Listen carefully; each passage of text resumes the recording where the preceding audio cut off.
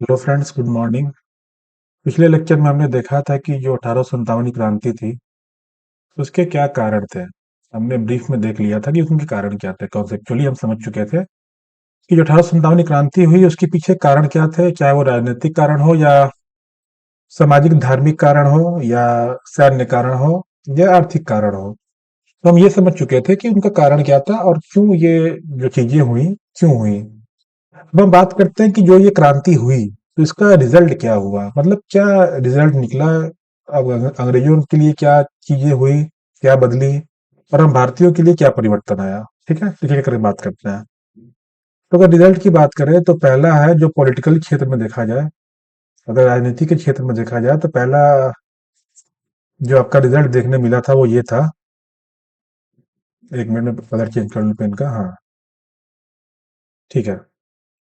पहला रिजल्ट ये मिला आपको देखने के लिए कि जो हमारा पावर था, मतलब जो सरकार का पावर था, सरकार का जो पावर था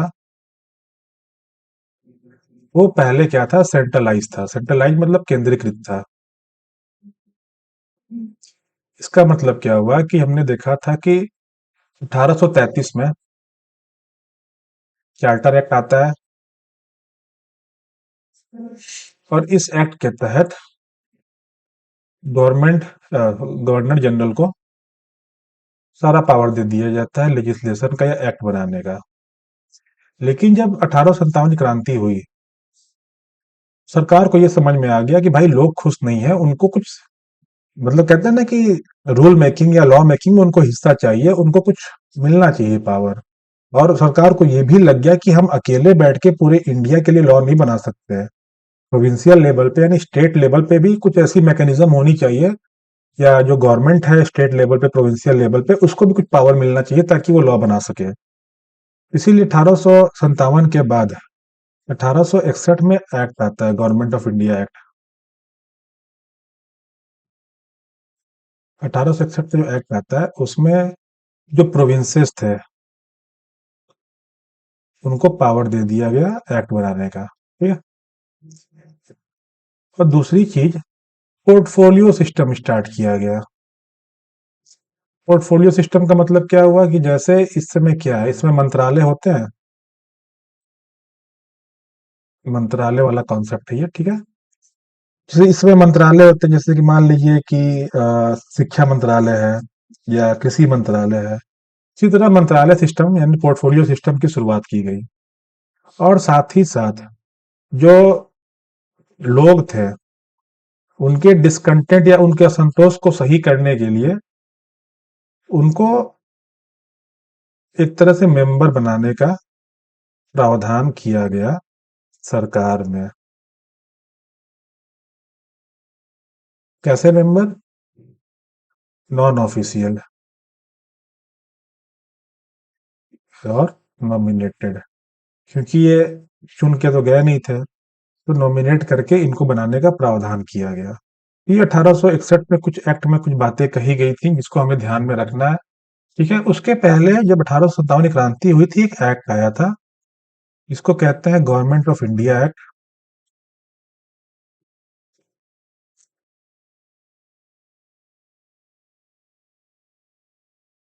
1858। ठीक है। इसमें कुछ चीजें कही गई, जो चीजें ध्यान देने वाली बात है। इंपॉर्टेंट पॉइंट्स आप नोट कर लीजिए बस। हमें इतना समझ में आ गया था कि परिस्थितियां क्या थी और किन परिस्थितियों की वजह से सरकार को ये सब कदम उठाना पड़ रहा है। जो गवर्नमेंट ऑफ इंडिया एक्ट था ना, उसमें ये कहा गया कि जो गवर्नर जनरल ऑफ इंडिया है वो अब क्या कहलाएगा, वायसराय कहलाएगा। ठीक। पहला वायसराय कौन था? Lord Canning. याद रखिएगा, ये फैक्ट है, इसकी इतनी ज्यादा जरूरत नहीं है, लेकिन एक बता रहा हूं तो मैं इसको चल रहा हूँ। उसके पहले हमारे पास होता था बोर्ड ऑफ कंट्रोल। इसकी जगह कौन ले लेगा अब? Secretary of state. ठीक। ब्रिटिश गवर्नमेंट का मेंबर था ये सेक्रेटरी ऑफ स्टेट इसका नाम वो स्थान ले लेगा, बोर्ड ऑफ कंट्रोल की जगह सेक्रेटरी ऑफ स्टेट, और उसका जो ऑफिस होगा वो काम करेगा। यहाँ का जो सिस्टम है, या जो इंडियन गवर्नमेंट या इंडियन गवर्नेंस का जो सिस्टम है, उसको ये रेगुलेट करेंगे, उसको ये कहते हैं ना कि समीक्षा करेंगे। और तीसरी चीज क्या हुई?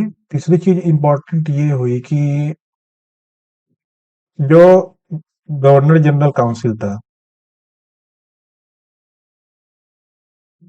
यानी ऐसे समझ लीजिए जो काउंसिल ऑफ मिनिस्टर होता है ना अभी, मंत्री परिषद, तो वो उस समय का गवर्नर जनरल काउंसिल था। उसमें ये कहा गया कि मेंबर्स इंक्लूड किए जाएंगे इंडियंस, उनकी संख्या क्या की जाएगी? बढ़ाई जाएगी। ठीक है, ये पॉइंट हो गया। और जो ईस्ट इंडिया कंपनी थी,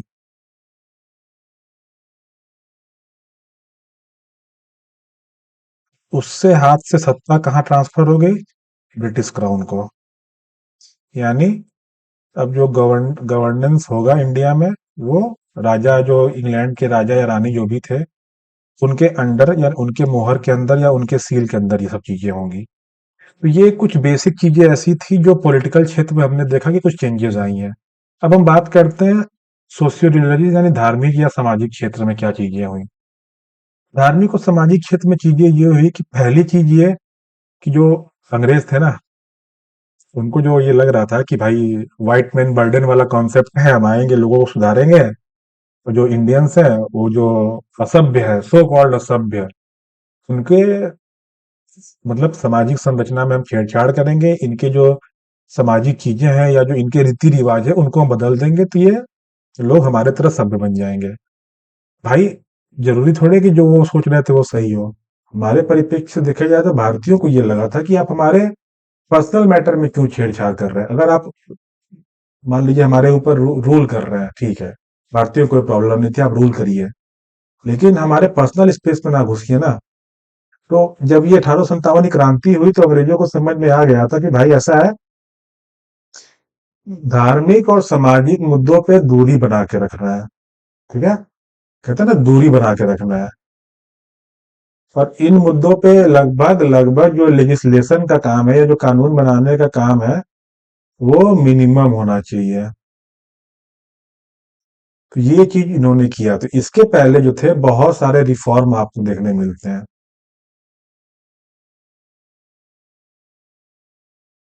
लेकिन इसके बाद क्या हुआ? इसके बाद जो रिफॉर्म्स थे ना, उनकी संख्या बहुत कम हो गई। बहुत कम संख्या में रिफॉर्म उन्होंने किया, बहुत कम संख्या में नए नए एक्ट लाए गए इस क्षेत्र के लिए। ठीक, ये चीजें हुई। और की चीजें क्या थी कि जो सिविल सर्विसेज था, जो उस समय का बहुत इंपॉर्टेंट एग्जाम होता था, आज भी है, जान ही रहे हैं आप लोग सिविल सर्विसेज की क्या वैल्यू है आज भी। तो जो सिविल सर्विसेज का एग्जाम था, तो इसको कह दिया गया कि अब ये मेरिट बेसिस पे होगा भाई साहब। ठीक, मेरिट बेसिस पे होगा। और जो भेदभाव की नीति है एडमिनिस्ट्रेशन में,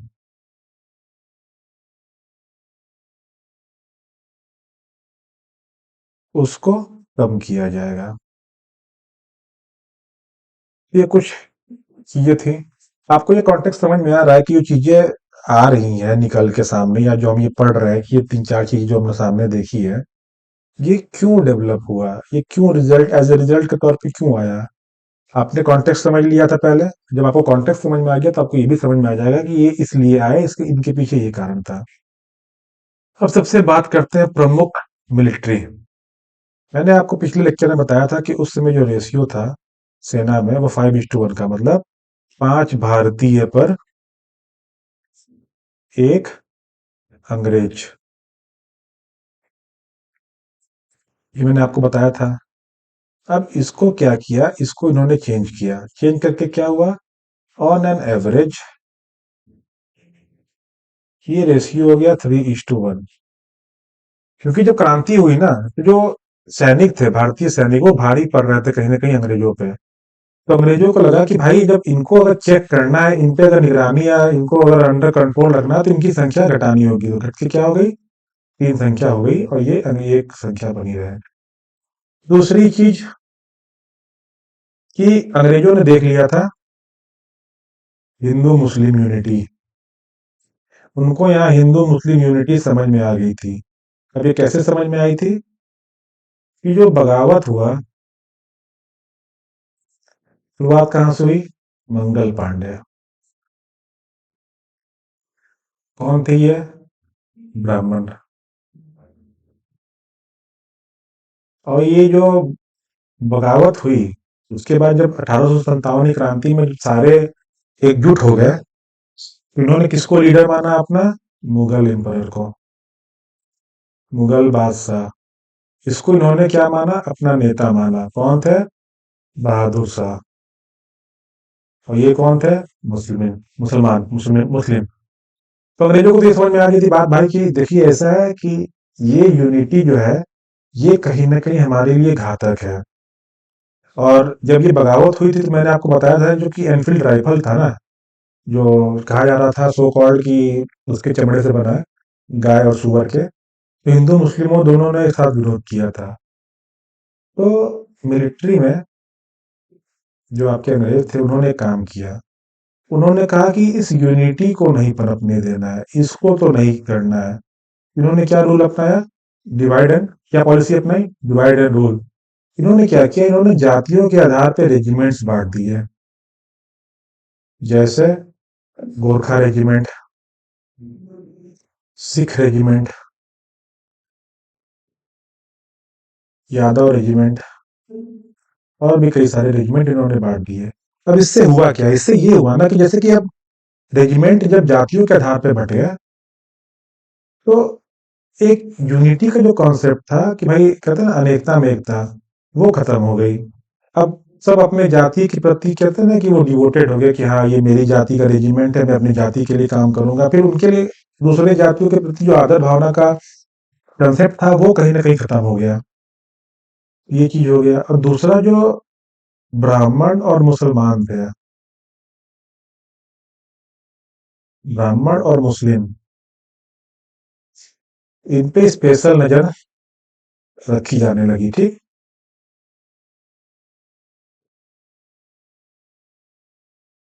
ये चीजें कुछ थी आप जो आप समझ में आ गया होगा आपको। और देखिए और एक कॉन्सेप्ट है मैं यहाँ बताता हूँ छोटे में।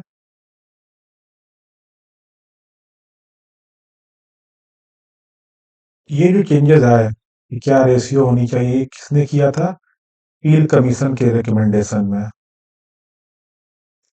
नाम याद रखिएगा, ये पूछ सकता है कि पील कमीशन किससे जुड़ा है। तो 1857 की क्रांति जब हुई तो सेना में क्या सुधार करना चाहिए उसके लिए पील कमीशन बनाया गया था। तो उसने जो रिकमेंडेशन दिया उसके हिसाब से ये की गई।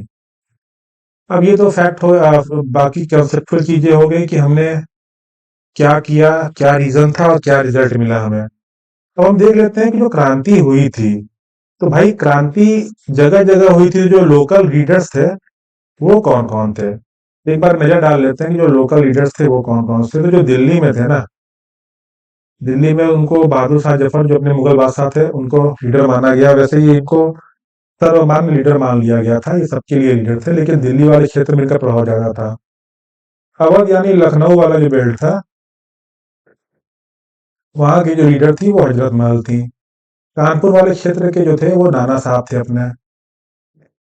फैजाबाद वाला जो एरिया था वहां पे थे मौलवी अहमदुल्ला। ठीक, ये नाम इंपॉर्टेंट है। रोहिलखंड यानी जो बरेली वाला एरिया है वहां पे थे खान बहादुर खान। ये खान बहादुर गफ्फार खान वाले नहीं है, ये खान बहादुर खान अलग है, ध्यान रखिएगा। और जगदीशपुर जो है ये सबसे फेमस है, वहाँ कौन थे? कुंवर सिंह। ठीक, तो ये सारी चीजें थी जो जुड़े थे, ये स्पेशल फैक्ट थे, स्पेशल चीजें थी। इसको याद रखिएगा या नोट डाउन कर लीजिएगा। अब हम आगे बात करते हैं। अब देखते हैं कि इसके बाद क्या डेवलपमेंट हुआ। ठीक है, अब हम देखते हैं कि इसके बाद डेवलपमेंट क्या हुआ। तो इस डेवलपमेंट को देखने के लिए थोड़ा सा हम समझ लेते हैं। थोड़ी सी एक दो चीजें और है जो हमें थोड़ा सा नोटिस करना है, ध्यान देना है। ध्यान देने वाली बात क्या है? ध्यान देने वाली बात यह है कि जैसे ये जो रिवोल्ट हुआ ये सक्सेसफुल नहीं था, ये कहीं ना कहीं एक तरह से फेल हो गया था।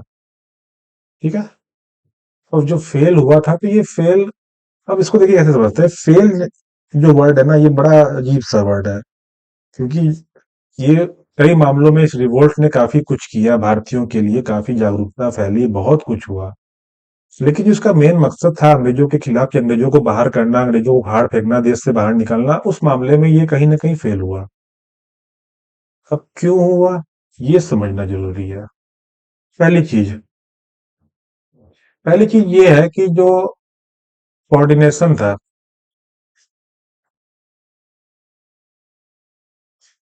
वो जो लोकल लीडर्स थे उनमें नहीं था। ठीक है, मान लीजिए एक क्षेत्र ये, एक क्षेत्र ये, एक क्षेत्र ये, एक क्षेत्र ये, एक क्षेत्र ये है, ये दो 5 एरिया है। रिवोल्ट ये डिसाइड हुआ था कि भाई एक साथ हम रिवोल्ट करेंगे, हर एरिया के लोग एक साथ मिलके क्रांति शुरू करेंगे। लेकिन जब कम्युनिकेशन नहीं था प्रॉपर, चैनल नहीं था, प्रॉपर माध्यम नहीं था कम्युनिकेट करने का, तो पता चला यहाँ वो शुरू हुआ, यहाँ अभी नहीं हुआ है। फिर यहाँ शुरू हो गया, कुछ दिन बाद यहाँ, कुछ टाइम बाद यहाँ।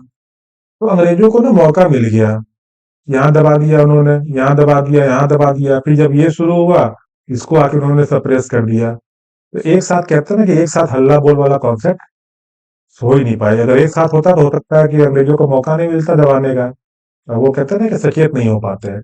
लेकिन यहाँ एक साथ नहीं हो पाया था। एक ये रीजन था। दूसरा रीजन अगर देखें तो इसमें फेलियर होने का क्या कारण था। दूसरा रीजन ये था कि जो सेना थी हमारी, या जो लोग थे, इनके पास जो कहते हैं ना टेक्नोलॉजी, टेक्नोलॉजी वर्ड यूज नहीं करना चाहिए, हथियार अगर यूज करें हम, ये हथियार कहीं ना कहीं उनका लेवल लो था अंग्रेजों की तुलना में। तो आप, सिंपल सी बात है कि लाठी लाठी का मुकाबला बंदूक से नहीं हो सकती। ठीक है, लाठी लाठी होता है, बंदूक बंदूक होता है। तो आप लाठी लेके हो सकता है कि कुछ देर तक आप लड़ सकते हैं, लेकिन बंदूक से आप नहीं लड़ सकते हैं। एक ये चीज, एक प्रॉब्लम थी। तीसरी चीज क्या थी, तीसरी चीज ये थी कि जो भारत का क्षेत्र था, वो पूरा इसमें सम्मिलित नहीं था। अगर हम बात करें, ठीक है, जैसे अगर हम इंडिया की बात करें, ये मान लीजिए मैं एक रफ ड्रॉ कर लेता हूँ। ये आपको पता है, अवध वाला रीजन, इलाहाबाद वाला रीजन, बिहार वाला रीजन, दिल्ली वाला रीजन, ये बंगाल वाला रीजन, ये सारे रीजन तो पार्टिसिपेट किए, एक्टिव। लेकिन ये और जो बाकी रीजन्स थे, ठीक है, जैसे साउथ इंडिया पूरा गायब था आपका, कहीं ना कहीं। ये राजस्थान पंजाब, ये एरिया पूरा गायब है, ये एरिया पूरा गायब है, ये एरिया पूरा गायब है। तो पार्टिसिपेट किसी ने किया ही नहीं था। ये बहुत छोटे स्तर पे पार्टिसिपेशन हुई थी। ठीक, ये स्तर था बस पार्टिसिपेशन का। दूसरा जो लोगों का पार्टिसिपेशन था ना, वो भी कम था। ये बस सेना से काफी ज्यादा जुड़ा था, सेना के लोग ज्यादा थे। और जो जमींदार हुए, या ऐसे लोग, या ऐसे राजा महाराजा जिनका कुछ, जिनको जिनको ज्यादती, मतलब कहते हैं ना कि पर्सनल प्रॉब्लम थी, उन्होंने ये विद्रोह किया था। लोग इसमें सम्मिलित नहीं हुए थे। लोगों को, कहते हैं ना कि लोग पूरे तरह से इस क्रांति से नहीं जुड़े थे। तो ये कुछ चीजें ऐसी थी जो बताती हैं कि हमारा जो हुआ था वो फेल क्यों हुआ। ठीक है, जो हमारी क्रांति हुई उसके फेल होने का कारण क्या था। अब कुछ चीजें हैं जो हम जान लें, कंसेप्चुअल चीजें हैं। इसके लिए देखिए, फैक्ट्स आपको तो कहीं से मिल जाएगा, हजारों किताबें मार्केट में, हजारों सोर्सेज हैं। उसमें कॉन्सेप्ट समझाऊंगा, कॉन्सेप्ट आप ध्यान रखिएगा, तो चीजें, फैक्ट या जो डेटा है उसको याद करने में आसानी मिलेगी। 1857, जैसे आपने पढ़ा होगा, इसे कहते हैं, इसे क्रांति कहते हैं।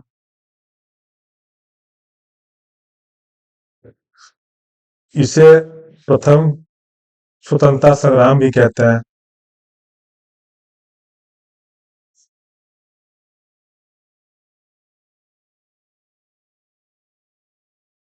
तो कई सारे जो हिस्टोरियन है ना अपने, उन्होंने अलग अलग मत दिया कि ये क्रांति थी, स्वतंत्रता संग्राम था, क्या था ये।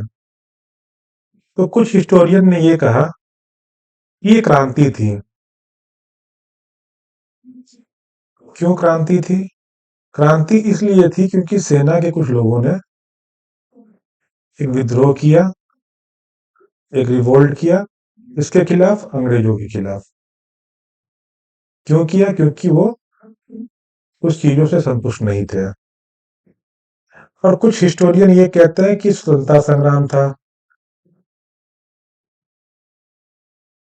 अब वो क्या लॉजिक देते हैं कि स्वतंत्रता संग्राम क्यों था? वो ये कहते हैं कि भाई मानते हैं सेना ने या सैनिक ने जो किया उनका अपना पर्पस था। जमींदारों ने जो किया, जैसे कुंवर साहब, उनकी जमींदारी छिन गई थी तो इसलिए उन्होंने रिवोल्ट किया, उनका अपना मतलब था। लक्ष्मीबाई, उनका राज चला गया था डॉक्ट्रिन ऑफ लैप्स के तहत। ठीक है, राज्य चला गया था। नाना साहब, उनको पेंशन वाला प्रॉब्लम था। मतलब हम देख रहे हैं कि सबकी अपनी अपनी प्रॉब्लम थी, सबको अपना अपना मतलब था, सबका अपना अपना वो था, कंटेक्स्ट था।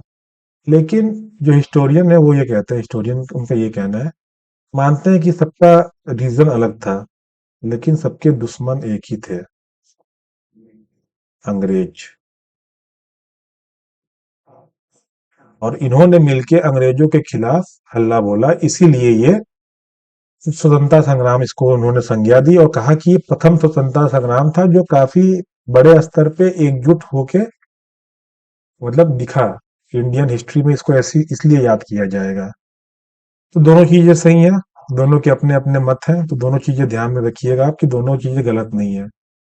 ये फर्स्ट वॉर ऑफ इंडिपेंडेंस भी सही माना जाता है, और इसे कहते हैं ना कि सिपाही म्यूटनी, एक टर्म आता है सिपाही म्यूटनी, यानी सैन्य विद्रोह, तो ये भी सही है। लेकिन दोनों को एक्सप्लेन करने के लिए आपको अलग अलग तर्क देने होंगे, तो मैंने बता दिया क्या रीजन था, कैसे एक्सप्लेन करना है, तो ये दोनों चीजें सही है। और कुछ हिस्टोरियन ऐसे भी हैं जो मैं बता दूंगा कि उन्होंने क्या कहा। उन्होंने कहा ना तो ये, इसे मैं लिखता नहीं हूँ, आप लोग ध्यान से सुनिए, समझ में आ जाएगा। लिखने में क्या होता है, टाइम वेस्ट होता है बहुत। तो कुछ हिस्टोरियन ने ये कहा कि ना तो ये प्रथम और ना ही ये स्वतंत्रता संग्राम और ना ही ये सैन्य विद्रोह है, क्योंकि उनका ये कहना है कि इसके पहले भी कई सारे चीजें हुई, लोकल स्तर पे लोगों ने रिवोल्ट किया था। हम छोटे मोटे बहुत सारे रिवोल्ट हुए, रीजनल लेवल के बारे में बाद में पढ़ेंगे। तो लोगों ने पहले भी रिवोल्ट किया था। दूसरी चीज कि ये कोई स्वतंत्रता संग्राम नहीं है, क्योंकि राष्ट्रवाद इस समय है ही नहीं, राष्ट्रवाद का कंसेप्ट ही नहीं है इस समय। राष्ट्रवाद जो है वो 20वीं सदी में, शताब्दी में डेवलप होता है। नया नया कंसेप्ट है, न्यू कंसेप्ट है ये इस समय कॉन्सेप्ट अभी आया ही नहीं है भारत में। जब राष्ट्रवाद नहीं है, देश वाली भावना ही नहीं है, सबका लोगों को लग रहा है कि हाँ ये मेरी जमींदारी है या ये मेरा राज्य है, मैं इस राज्य का राजा हूँ, तो उनके लिए वही राज्य है, वहां के लोग ही उनके लोग थे। तो सबकी जो सोच है या जो उनकी कहते हैं ना कि दृष्टिकोण है, वो अपने तक ही सीमित थी। एक भारत और एक कहते हैं ना इंडिया वाला कंसेप्ट ही नहीं था। इसीलिए कहते हैं कि स्वतंत्रता संग्राम भी नहीं था ये। ठीक है, लोग अपने अपने हित के लिए लड़ रहे थे।